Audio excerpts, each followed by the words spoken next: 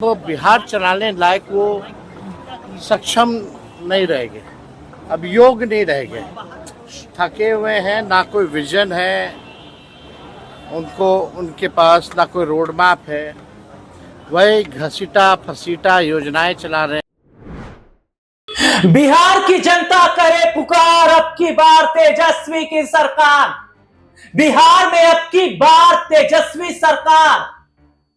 बिहार में इस बार नए मुख्यमंत्री तेजस्वी यादव होने चाहिए। साहब, ये मैं नहीं बोल रहा, ये बोल रही है बिहार की जनता, क्योंकि बिहार की जनता इस बार आरजेडी के साथ है। और मैं तमाम सबूतों के साथ दिखाऊंगा कि बिहार में क्यों परिवर्तन हो रहा है इस साल होने वाले विधानसभा चुनाव से पहले। और अगर डर नहीं है एनडीए को, तो क्यों प्रधानमंत्री नरेंद्र मोदी को भागलपुर जाना पड़ता है दोस्तों, और भागलपुर जाकर क्यों उन्हें मखाना याद करना पड़ता है। और अभी हाल ही में बजट पेश हुआ और उस बजट में भी मखाना पॉलिटिक्स हुई है साहब, मखाना पॉलिटिक्स, क्योंकि सबसे ज्यादा उत्पाद बिहार में मखाने का होता है। और इतना ही नहीं, क्यों नीतीश कैबिनेट में 7 बड़े चेहरों को जगह दी गई और एक साथ वे बीजेपी के थे, वे अलग अलग जाति से आते। तो बिहार में क्या तेजस्वी फैक्टर इस कदर देखने को मिल रहा है कि प्रधानमंत्री नरेंद्र मोदी ऐसे पसीना पूछ रहे अपने माथे से। और नीतीश कुमार क्या बूढ़े हो गए क्या? और क्या नीतीश कुमार अब नहीं संभाल पाएंगे बिहार की सत्ता? उन्हें सीएम कुर्सी से इस्तीफा देना चाहिए। और आज इन्हीं तमाम पहलुओं पर हम बात कर रहे हैं और बातचीत करने के लिए हमारे साथ हमारे खास सहयोगी बिहार के जाने माने, मैं अगर कहूं तो ये विश्लेषक हैं जिन्होंने बिहार की हर उस खबर को कवर किया जिसमें आज हम अपने साथ अब्बास भाई के साथ इस पर चर्चा करेंगे। और साथ ही ये भी बताएंगे कि क्या नीतीश कुमार को इस्तीफा देना चाहिए या नीतीश कुमार इस बार सीएम नहीं तो तेजस्वी को सीएम बनना चाहिए। तो प्रोग्राम को आगे बढ़ाते हैं और शुरुआत इस मुद्दे से करते हैं कि बिहार की जनता करे पुकार, अब की बार तेजस्वी सरकार। अब्बास भाई, सबसे पहले तो आपका इस प्रोग्राम में बहुत बहुत स्वागत मैं करना चाहूंगा। जी शुक्रिया। और जो बिहार की पॉलिटिक्स जिस तरीके से मैं देख रहा हूं और जो मैं प्रधानमंत्री नरेंद्र मोदी के चेहरे पर डर देख रहा हूं, मैं जेपी नड्डा के चेहरे पर डर देख रहा हूं, वो डर ये बताता है कि नीतीश कैबिनेट में आपने जो बदलाव किए, वे 7 चेहरे आपने दिए, वे भूमिहीन है, वे कुर्मी समाज से, वे वैश्य समुदाय से, वे दलित, आपने जातिवाद काट खेला। और क्यों तेजस्वी यादव को यह कहना पड़ रहा है कि अब नीतीश चचा की बस की बात नहीं है? और क्या बिहार की जनता भी यही चाहती है कि नीतीश नहीं तेजस्वी सीएम बने? कैसे देख रहे हैं? देखिए, बिल्कुल बिहार की जनता अब यही चाहती है कि नीतीश कुमार नहीं बल्कि तेजस्वी यादव उनके मुख्यमंत्री होने चाहिए, क्योंकि अभी 17-18 महीने के कार्यकाल में जिस तरह से उप मुख्यमंत्री रहते हुए भी यहां पर तेजस्वी यादव ने काम किया, चाहे शिक्षा के क्षेत्र में हो, चाहे स्वास्थ्य के क्षेत्र में हो, चाहे रोजगार के क्षेत्र में हो, हर क्षेत्र में यहां पर उप मुख्यमंत्री रहकर इतना काम तेजस्वी यादव ने किया, तो उसके बाद में अगर मुख्यमंत्री वो बन जाते हैं तो कितना काम करेंगे, जबकि उनके पास पूरा कंट्रोल भी नहीं था। तो जो काम उन्होंने 17-18 महीने में कर दिए, वो शायद नीतीश कुमार कह सकते हैं कि 20 सालों में भी नहीं कर पाए। और जिस जंगल राज की बात बीजेपी करती है, जिस जंगल राज की बात जेडीयू करती है कि 2005 से पहले हुआ करता था, मैं कहता हूं वो जंगल राज तो आज भी है। कहां खत्म हुआ? आपने देखा कि किस तरह से दलित बस्तियों को आग लगाई गई, किस तरह से अभी मोकामा में गोलीकांड होता है।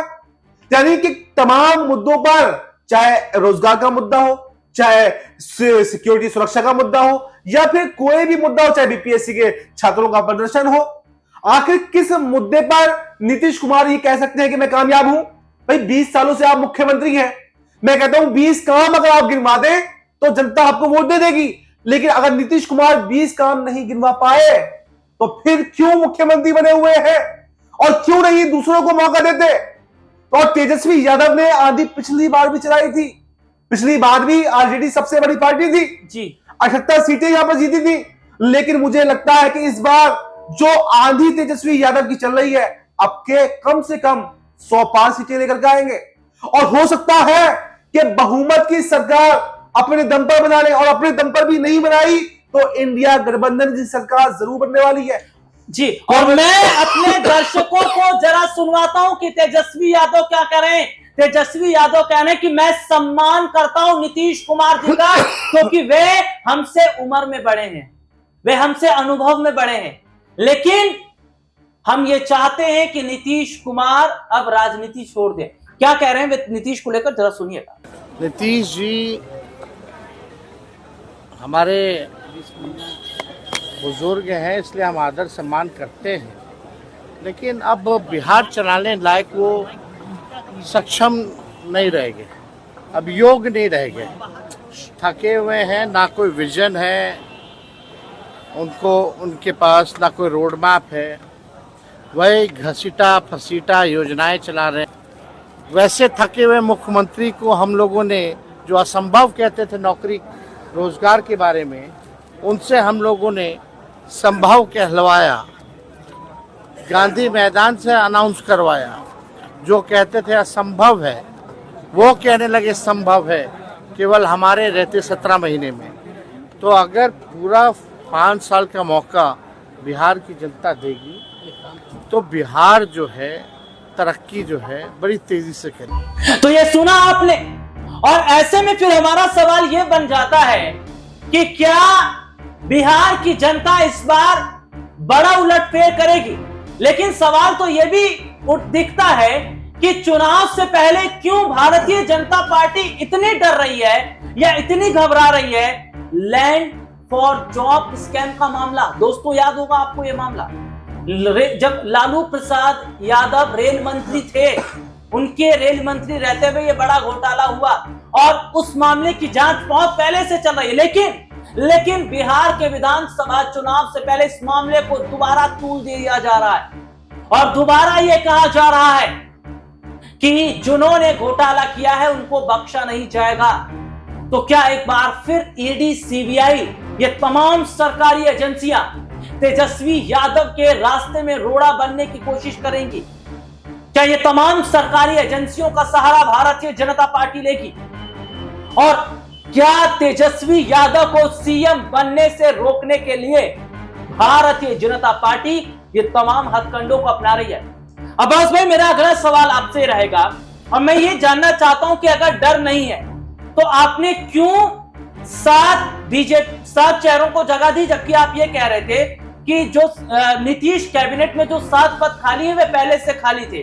आपने पहले क्यों नहीं भरे, आपने अब क्यों भरे हैं, जबकि इस साल जो है नवंबर में चुनाव हो सकते हैं और यह देखा जा रहा है कि अगर आपने 7 चेहरों को जगह दी तो दी, लेकिन आपने जातिवाद कार्ड खेल दिया, आपने कुर्मी समुदाय का ध्यान रखा, आपने वैश्य समुदाय का ध्यान रखा, आपने दलित समुदाय का ध्यान रखा, आपने जो है कुशवाहा समाज का यहां पर ध्यान रखा। तो जाति फैक्टर आपने ये जो किया ये तो हर कोई समझ रहा है और इसीलिए तेजस्वी यादव कह रहे हैं कि ये भारतीय जनता पार्टी का एक डर है। लेकिन यह भी देखा जा रहा है कि नीतीश कुमार के साथ ये क्या हो रहा है, क्योंकि नीतीश कुमार की पार्टी इस वक्त खतरे में पड़ी है। जेडीयू की कमान निशांत कुमार के पास आएगी नहीं आएगी एक सवाल है। उससे पहले लल्लन सिंह जेडीयू को तोड़ने की बात कर रहे हैं। यहां जेडीयू अगर टूट जाएगी तो नीतीश कुमार को सबसे बड़ा नुकसान होगा। कैसे देख रहे हैं? देखिए राहुल जी, समय की हमारे पास थोड़ी कमी जरूर है, इसलिए मैं शॉर्ट में अपने जवाब को देना चाहूंगा। सबसे पहले आपने कहा कि लैंड फॉर जॉब के मुद्दे को यहाँ पर बीजेपी उठा रही है ताकि यहाँ पर तेजस्वी यादव को रोका जा सके। तो मैं कहना चाहूंगा कि यहाँ पर रोकने में कामयाब बिल्कुल भी नहीं हो पाएंगे। आपने देखा था कि झारखंड में भी हेमंत सोरेन को यहाँ पर जेल भेज दिया गया था, लेकिन किस तरह से वो जेल से वापस आते हैं और जनता के बीच में अपनी बातों को रखते हैं और यहाँ पर जेल भेजना उल्टा बीजेपी को नुकसान साबित होता है। पहले से भी कम सीटें यहाँ पर आती हैं और यहाँ पर जेएमएम बहुमत की सरकार बनाती है। तो ऐसा ही मुझे लगता है कि बिहार में होने वाला, यहाँ पर ईडी सीबीआई भेजकर लैंड फॉर जॉब वाले मुद्दे को जो खत्म हो चुका है उसको दोबारा से उजागर करके जो तेजस्वी यादव को घेरने की कोशिश बीजेपी कर रही है वो इसमें नाकामयाब होने वाली है, क्योंकि जनता ये समझ गई है कि जहां जहां चुनाव आते हैं तो आप विपक्षी पार्टियों को घेरने की कोशिशें करते हैं और जनता इसका जवाब अपने वोट से जरूर देगी।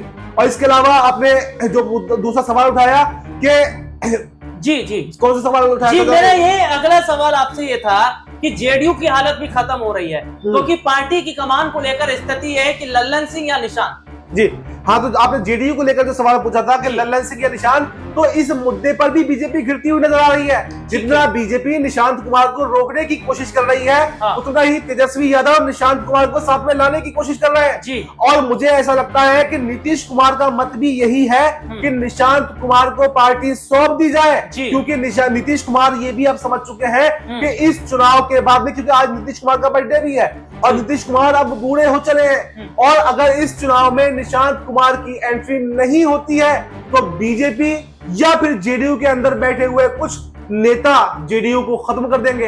तो इसलिए निशांत कुमार की एंट्री जरूरी है और आने वाले भविष्य में ये देखा जा सकता है कि नीतीश कुमार खुद को साइडलाइन कर ले और नीतीश और तेजस्वी यादव और यहाँ पर निशांत कुमार की जोड़ी जो है वो बिहार पर राज करे। तो दोस्तों, ये बहुत बड़ी बात है कि क्या बिहार में अब की बार जनता करे पुकार तेजस्वी की सरकार, या जो जातिवाद कार्ड खेला गया है इसका बड़ा फर्क पड़ेगा। इस मुद्दे पर आपकी क्या राय है कमेंट करके जरूर बताइएगा। फिलहाल आज के इस प्रोग्राम में इतना ही, और देश और दुनिया से जुड़ी तमाम बड़ी खबरों को देखने के लिए बने रहिए हमारे साथ।